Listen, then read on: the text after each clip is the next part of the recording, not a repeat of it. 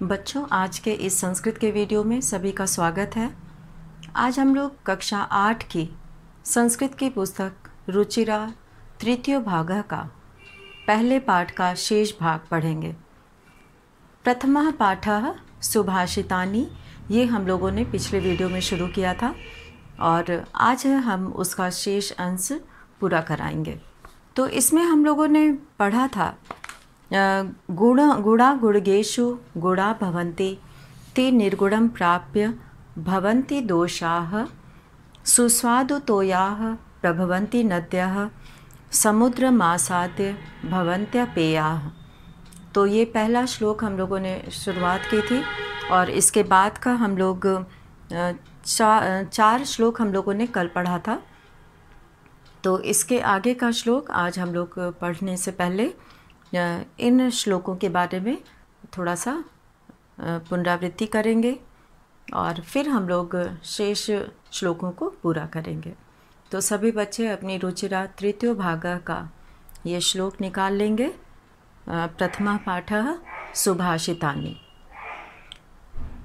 पहले श्लोक में ये बताया गया था कि गुण अर्थात जो अच्छे गुण होते हैं वे गुणवानों में ही गुण होते हैं, लेकिन जब वो निर्गुण के पास, यानी कि जिसे उन गुणों की कोई जो है उन गुणों का कोई आदर नहीं है, कोई उनका जो है वो अच्छाई या बुराई नहीं समझते हैं, तो ऐसे लोगों के पास पहुंचकर वे दोष बन जाते हैं। और सुस्वादु तोयाः प्रभवन्ति नद्यः। प्रभवन्ति का अर्थ होता है निकलती हैं और नद्यः मतलब नदियाँ। नदियाँ निकलती हैं। सुस्वादु तोयाः, सु का अर्थ है अच्छी, स्वादिष्ट, स्वादु स्वादिष्ट यानी कि मीठे, और तोय कहते हैं जल को। यहाँ पे तोयाः सुस्वादिष्ट जल वाली नदियाँ जो है वो निकलती हैं, उनका जल बहुत मीठा होता है। और समुद्रम आसाद्य, लेकिन समुद्र को प्राप्त होकर भवन्त्य पेयाः, पीने योग्य नहीं रह जाती। उसी प्रकार गुण गुणवान में ही गुण होते हैं, लेकिन जब वो निर्गुण को प्राप्त हो जाते हैं तो वो दोष बन जाते हैं, अर्थात वही गुण जो है वो अपना प्रभाव छोड़ देते हैं, वो अपनी पहचान छोड़ देते हैं। जैसे कि मीठे जल वाली नदी समुद्र में मिलकर वो भी खारी हो जाती है, वैसे ही सज्जन लोग दुर्जनों के संपर्क में आने पर अपनी अच्छाई अपनी सज्जनता भूल जाते हैं। अब यहाँ पे दूसरा श्लोक जो हम लोगों ने पढ़ा था उसमें था साहित्य संगीत कला विहीनः साक्षात् पशुः पुच्छ विषाणहीनः तृणं न खादन्नपि जीवमानः तद्भागधेयं परमं पशूनां। तो साहित्य संगीत और कला से रहित व्यक्ति साक्षात पशु के समान है, और वह ऐसा पशु है जिसकी न पूँछ है न सींग है, और घास न खाते हुए भी वह जीवित रहता है। मनुष्य जो है वो भोजन खाता है, और यदि घास खाता तो शायद उन पशुओं के लिए कुछ भी नहीं बचता। तो तद भागधेयम, तद मतलब उनका, यानी कि उन पशुओं का, परमम परम, भागधेयम का अर्थ है सौभाग्य है। पशुनाम मतलब पशुओं का, उन पशुओं का परम सौभाग्य है कि ये घास न खाते हुए भी जीवित रहते हैं।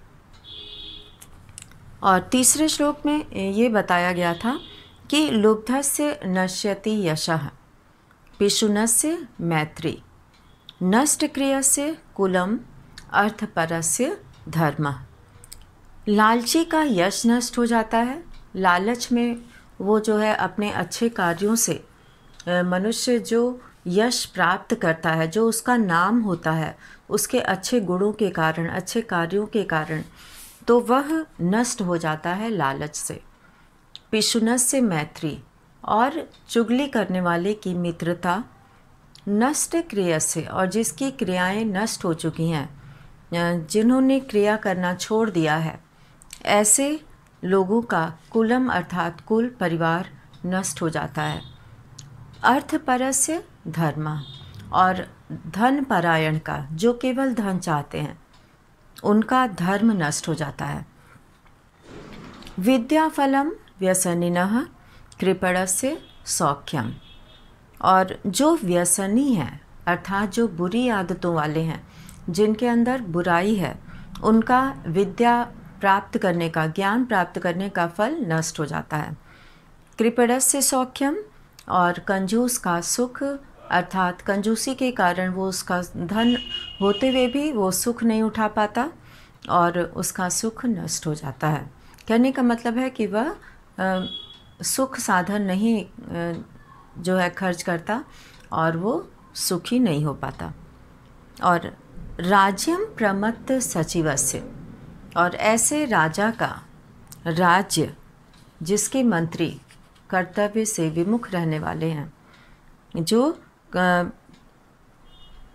गर्व से जो है घमंडी हैं, जो कार्य नहीं करना चाहते हैं, तो ऐसे लोगों के, ऐसे मंत्रियों वाले राजा का राज्य नराधिपस्य, अर्थात राजा का नराधिपस्य, यहाँ पे नर और अधिपस्य यानी कि मनुष्यों में श्रेष्ठ जो राजा है, तो यहाँ पे राजा के लिए इसका प्रयोग किया गया है।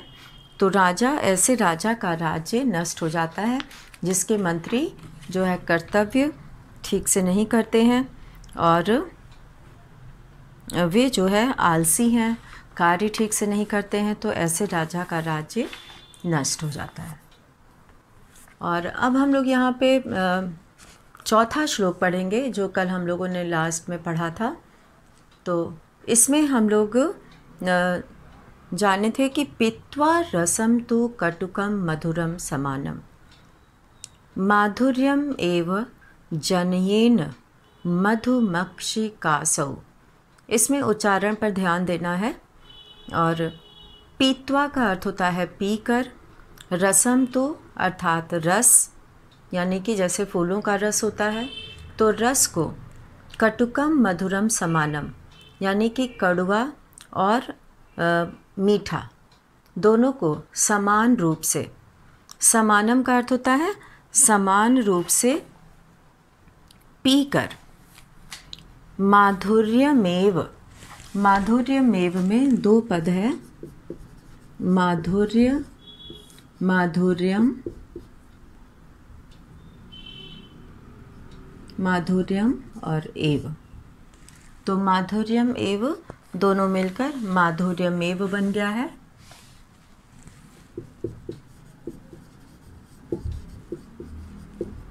माधुर्यमेव। पीत्वा रसम तो कटुकम मधुरम समानम, माधुर्यमेव। यहाँ पे जनयेन, यहाँ पे जनयेत मधुमक्षिका असौ, जनयेत, जनयेत मधुमक्षिका, मधुमक्षिका असौ, यानी कि मधुमक्खी के द्वारा, यह मधुमक्खी असौ इसके द्वारा, यह मधुमक्खी जनयेत, जनयेत मतलब पैदा करती है, निर्माण करती है। जनयेत का अर्थ है निर्माण करती है। मधुमक्षिका मतलब मधुमक्खी। तो जनयेत का अर्थ है निर्माण करती है। यह असौ यहाँ पे मधुमक्खी के लिए आया है। तो यह जो है मधुमक्खी निर्माण करती है मीठे का ही, मधुरता का ही, क्योंकि मधुमक्खी का शहद जो है वो बहुत मीठा होता है, तो वह जो है मीठे का ही निर्माण करती है। भले ही वो कटुकम और मधुरम, कड़वा और मीठा दोनों प्रकार का रस पीती है, लेकिन वो मीठे शहद का ही निर्माण करती है। उसी प्रकार यहाँ पर जिस तरह से मधुमक्खी निर्माण करती है, उसी तरह से संतस तथैव, तथैव वैसे ही, तथा धन एव, तथा धन एव, तथैव, तथैव का अर्थ है वैसे ही।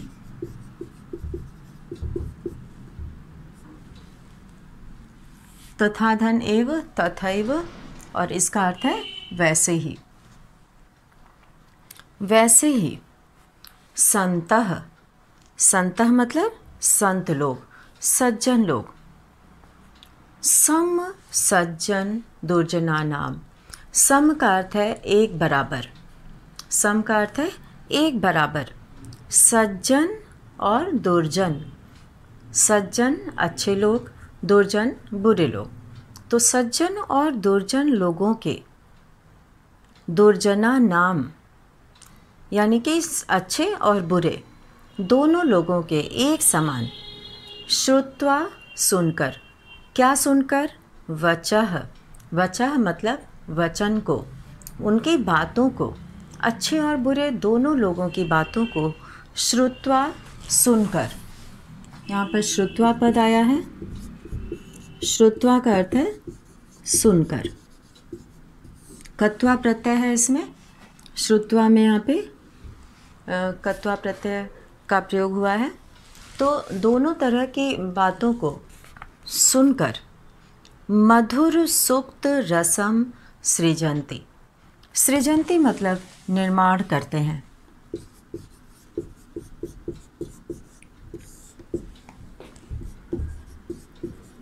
सृजन्ति का अर्थ है निर्माण करते हैं, बनाते हैं, लिखते हैं। वो जो है ऐसी सूक्तियों को जो है रचते हैं। यहाँ पे सृजन्ति का अर्थ है रचना करना। तो संत लोग अर्थात जो सज्जन लोग हैं, जो महान लोग हैं, जो विद्वान हैं, ज्ञानी हैं, वे सज्जन और दुर्जन दोनों तरह के लोगों की वचनों को सुनकर, श्रुत्वा वचः, वचनों को सुनकर, उनकी बातों को सुनकर, मधुर सुक्त रसम, मधुर मतलब मीठे, सुक्त मतलब सुक्ति। सुक्ति का अर्थ होता है जैसे कि इंग्लिश में थॉट होता है, अच्छे विचार, वैसे ही संस्कृत में सूक्तियाँ होती हैं जिसमें अच्छे विचारों को लिखा गया होता है और उससे हमें अच्छी बातों को सीखने का अवसर मिलता है। तो वैसे ही सूक्ति रूपी रस का, यहाँ पे सूक्ति को रस कहा गया है क्योंकि वो बहुत ही महत्वपूर्ण होती है। तो ऐसे मीठे सूक्ति रूपी रस का सृजन्ति मतलब निर्माण करते हैं, रचना करते हैं। तो मधुर सूक्त रसम, जैसे कि शहद मीठा होता है वैसे ही वो सूक्तियाँ जो है वो भी उसी के समान मीठी होती हैं। उसके द्वारा हम बहुत अच्छी बातों को सीखते हैं। तो सज्जन लोग, संत लोग ऐसी सूक्तियों की रचना करते हैं जिसमें कि अच्छे विचारों को, अच्छी बातों को कहा जाता है। तो जिस तरह से मधुमक्खी अच्छे और बुरे दोनों तरह के लोगों की बातों को सुनकर मधुर सूक्ति रूपी रस का निर्माण करते हैं। कहने का तात्पर्य है कि सज्जन लोग अपने अनुभव से अच्छे और बुरे लोगों की बातों को सुनकर अच्छी बातों का निर्माण करते हैं, अच्छी सूक्तियों का। सूक्ति मतलब अच्छे वचन, उक्ति कहते हैं कथन को, और सु का अर्थ होता है अच्छा। तो ऐसे सुंदर अच्छे वचन को जो है संत लोग निर्माण करते हैं, रचना करते हैं, ऐसी सूक्तियों की रचना करते हैं। और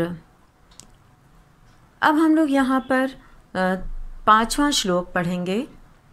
विहाय पौरुषम यो हि दैवमेव अवलंबते प्रासाद सिंहवत तस्य मूर्धनि तिष्ठन्ति वायसा। विहाय, विहाय का अर्थ है छोड़कर। पौरुषम, विहाय का अर्थ है छोड़कर।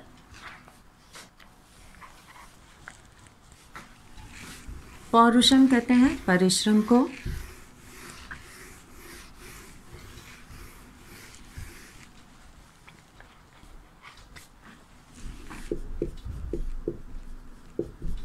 विहाय छोड़कर, पौरुषम परिश्रम, मेहनत, परिश्रम। विहाय पौरुषम, विहाय अर्थात छोड़कर, पौरुषम परिश्रम, मेहनत को छोड़कर। यो ही दैवम एव अवलंबते, यो ही यानी कि जो कोई, दैवम, दैवम यानी भाग्य का, अवलंबते सहारा लेते हैं, यानी कि जो अपने परिश्रम करना छोड़कर भाग्य के भरोसे बैठे रहते हैं। जैसे कुछ लोग कहते हैं ना कि अरे मेरे भाग्य में होगा तो हमें मिलेगा, और हम कितना भी मेहनत कर लें, कितना भी परिश्रम कर लें, मेरे भाग्य में जो भगवान ने लिखा है वही मिलेगा। तो ऐसे बहुत लोग बोलते हुए मिल जाते हैं जो केवल भाग्य के भरोसे रहते हैं और परिश्रम ठीक से नहीं करते, और परिश्रम के बिना सफलता नहीं प्राप्त होती है। सफलता प्राप्त करने का सबसे बड़ा मंत्र है परिश्रम। जो जितना अभ्यास करेगा, जितनी मेहनत करेगा, वो उतना ही सफल होगा। तो इसका सफल होने का कोई दूसरा मार्ग नहीं है, तो हमें परिश्रम से ही आगे बढ़ना चाहिए। विहाय पौरुषम, परिश्रम को छोड़कर। यो ही दैवमेव अवलंबते, एव का अर्थ होता है ही, जो भाग्य के ही अवलंबते सहारा लेते हैं, यानी कि वो परिश्रम छोड़ देते हैं और भाग्य का सहारा लेते हैं। प्रासाद सिंहवत, महल के सिंह के समान, सिंह द्वार पर स्थित, जो महल का जो सिंह द्वार होता है, जो उस पे जो सिंह का वो बना रहता है, उसे सिंह द्वार कहते हैं। प्रासाद सिंहवत, महल के सिंह के समान, वहाँ पर मूर्धनी, उसके ऊपर, जैसे महल का जो मुख्य द्वार होता है उसके ऊपर शेर बना होता है और पत्थर पे, और उस पे कौवे आकर बैठते हैं। तो यहाँ पर ये कहा गया है कि महल के सिंह के समान, उसके ऊपर तस्य मूर्धनि, यानी कि उस मूर्धनि कहते हैं उसके ऊपर,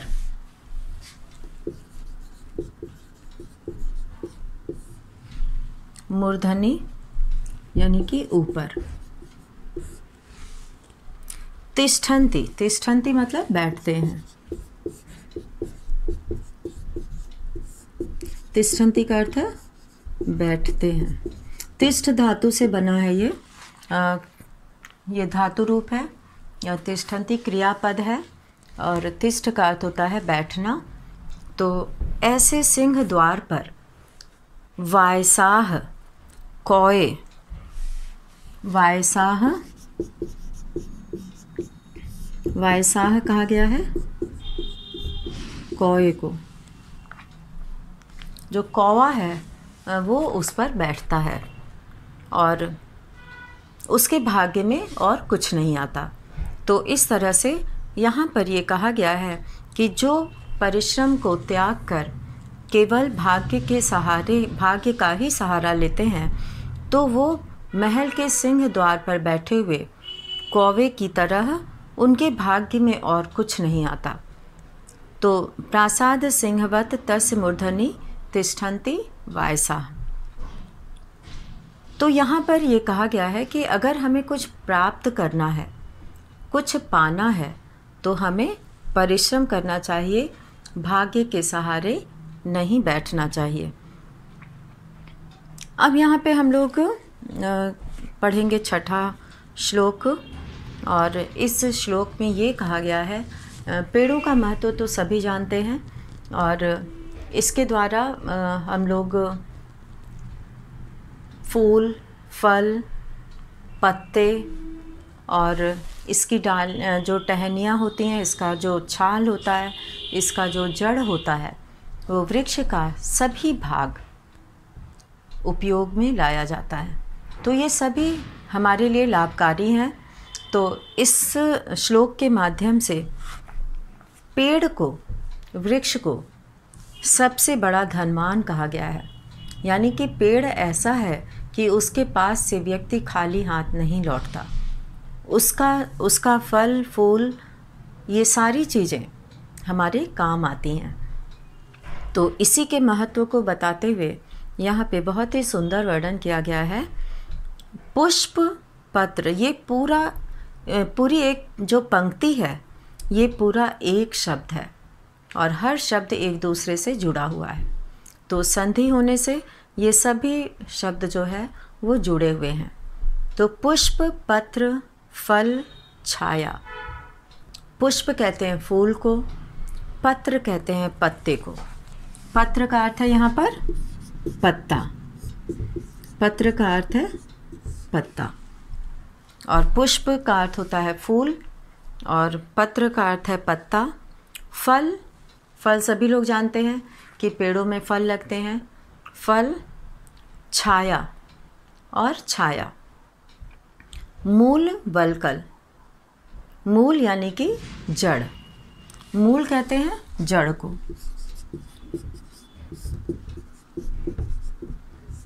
मूल जड़ को कहा जाता है। और वल्कल कहते हैं छाल को। और दारूभी, दारूभी का अर्थ है लकड़ियाँ, लकड़ियों द्वारा। वल्कल, वल्कल कहते हैं पेड़ की छाल।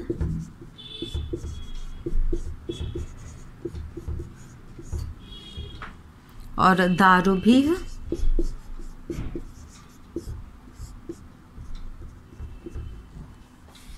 लकड़ियों द्वारा।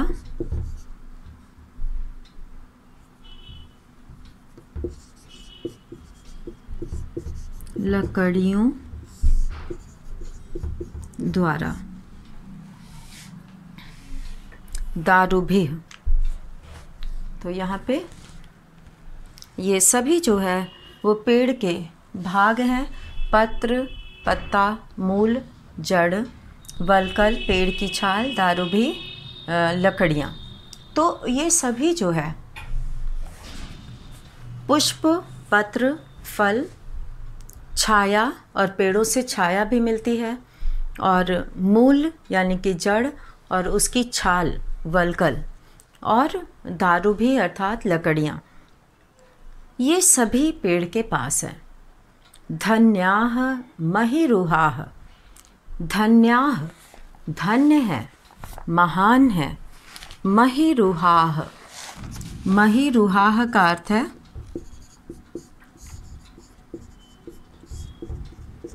महिरुहाः कहते हैं वृक्ष को। महिरुहाः यानी कि पेड़। महिरुहाः पेड़। धन्या धन्य है। ये शाम विमुख, ये शाम मतलब जिसके, विमुख अर्थात वहाँ से लौटना। विमुख होना मतलब पेड़ के पास से लौटना। तो ऐसे लोग जो है वो जो भी पेड़ के पास जाता है वह विमुख यान्ति न अर्थिनः। नार्थिनः का अर्थ है जो याचक हैं, जो मांगने आते हैं, वो विमुख यान्ति, वो खाली हाथ नहीं लौटते। यान्ति मतलब लौटते हैं। तो यहाँ पे विमुख का अर्थ है वहाँ से लौटने का। यहाँ पे वर्णन किया गया है कि पेड़ों के पास से कोई खाली हाथ नहीं लौटता।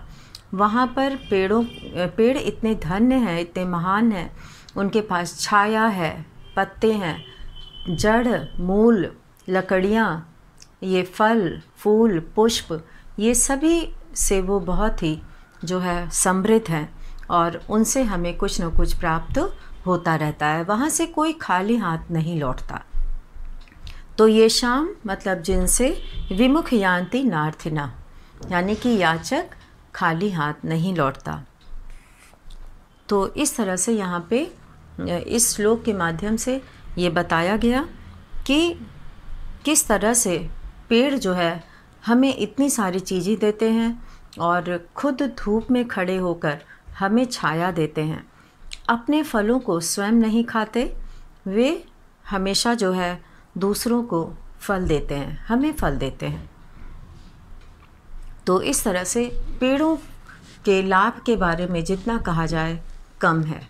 तो पेड़ जो है हमेशा, इसीलिए परोपकार का उदाहरण देने के लिए पेड़ों का उदाहरण दिया जाता है कि पेड़ जो है परोपकारी होते हैं। वे अपना फल खुद नहीं खाते और अपने पेड़ों की छाया देते हैं और खुद धूप में रहते हैं। तो इस तरह से पेड़ों की महानता को इसमें बताया गया है। अब यहाँ पे हम लोग 7वां श्लोक देखेंगे। चिंतनीया ही विपदाम आदावेव प्रतिक्रिया। चिंतनीया यानी कि सोचना। चिंत का अर्थ है यहाँ पर चिंता करना नहीं है, यहाँ पर चिंत का अर्थ है सोचना। तो चिंतनीया अर्थात सोचना। किसके बारे में सोचना? विपत्ति के आने से पहले ही उसके बचाव के बारे में सोचना। यानी कि विपत्ति के आने से पहले ही अगर हम उपाय सोच लेते हैं। चिंतनीया ही विपदाम। विपदाम का अर्थ है विपत्ति, मुसीबत। कोई भी कभी कभी ऐसा होता है कि अचानक से कोई घटना घट जाती है, कोई विपत्ति आ जाती है, कोई मुसीबत आ जाती है, तो उसमें हमें क्या करना चाहिए? चिंतनीया ही विपदाम आदावेव प्रतिक्रिया। विपत्ति के आने से पहले ही अगर उसका प्रतिक्रिया का अर्थ है उसका बचाव, उससे बचने का उपाय यदि सोच लिया जाए, यानी कि विपत्ति के आने से पहले ही यदि हम उसका बचाव सोच लेते हैं तो उसका बचाव हमें सोच लेना चाहिए। क्योंकि ऐसा हमें क्यों करना चाहिए? पहले से ही हमें इसका बचाव और इसकी प्रतिक्रिया यानी कि हमें क्या करना है ये हमें सोच लेना चाहिए। और ऐसा हमें इसलिए करना चाहिए क्योंकि न कूप खननम कुएं का खोदना। कूप खननम का अर्थ है कुआं खोदना। कूप खननम कुआं खोदना। कुआं खोदना, कूप खननम कुआं खोदना। न युक्तम, न कूप खननम युक्तम। ये श्लोक है इसलिए इसमें अर्थ के अनुसार शब्दों का प्रयोग जो है वो थोड़ा सा इधर उधर दिया हुआ रहता है। तो जब हम इसका अर्थ करते हैं तो हमें सही क्रम में शब्दों का प्रयोग करना अगर आ जाए, जिसे अन्वय करना भी कहते हैं। तो अन्वय करना यानी कि जिस तरह से हम अर्थ बोलते हैं उसी तरह से वाक्यों को लिखना। न कूप खननम युक्तम, कुएं का खोदना, कुआं खोदना। न युक्तम, उचित नहीं है। न युक्तम, उचित नहीं है। यानी कि अगर आगे अर्थ बताएंगे हम। न कूप खननम युक्तम, कुएं का खोदना उचित नहीं है। प्रदीप्ते वह्निना गृहे। प्रदीप्ते यानी कि जलने पर, वह्निना अग्नि, गृहे मतलब घर में। गृहे, गृह का अर्थ है घर में। वह्निना यानी कि अग्नि। यहाँ पर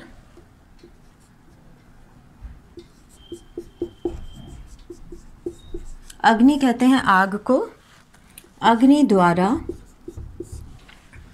घर जलने में, यानी कि आग से जो घर जलता है तो उस समय कूप खननम, कुआं खोदना न युक्तम, उचित नहीं है। घर में अग्नि द्वारा जलने पर, घर में जब आग लग जाती है तो उस आग के द्वारा घर जलने पर न युक्तम उचित नहीं होता है कूप खननम, कुआं खोदना। क्योंकि अगर घर में आग लग गई है तो उस समय अगर हम कुआं खोदेंगे तो तब तक, जब तक कुआं खुदेगा तब तक घर जलकर राख हो चुका होगा और उतना अवसर नहीं मिलेगा, उतना समय नहीं मिलेगा कि हम अब बचा सकें उसे। तो इसीलिए कहा गया है कि समय से पहले ही हमें उपाय सोच लेना चाहिए। और क्योंकि उस समय तुरंत हम अगर कुआं खोदेंगे तो कहते हैं ना कि जब प्यास लगे तो कुआं खोदो, तो उस समय जो है प्यास तो तुरंत उसकी आवश्यकता होती है कि प्यास बुझाई जाए, तो उस समय तुरंत जल की आवश्यकता होती है। तो उस समय देर करने से प्यास और बढ़ती ही जाएगी। तो इसीलिए यहाँ पे कहा गया है कि कुआं खोदना उचित नहीं होता है घर में आग लगने पर। तो इस तरह से हम लोगों ने यहाँ पर इन सभी श्लोकों को पढ़ा, जिसमें बहुत सारी अच्छी अच्छी बातों को कहा गया था। और इसमें जो है सभी में अच्छे वचनों का, अच्छे विचारों का समावेश है। तो सभी बच्चे इस श्लोक को पढ़ने का अभ्यास करेंगे और इसे याद करने की कोशिश करेंगे और इसके शब्दार्थों को समझेंगे। तो इसी के साथ आज का ये वीडियो यहीं समाप्त करते हैं। धन्यवाद। अगले वीडियो में हम लोग इसके प्रश्नोत्तर को करेंगे।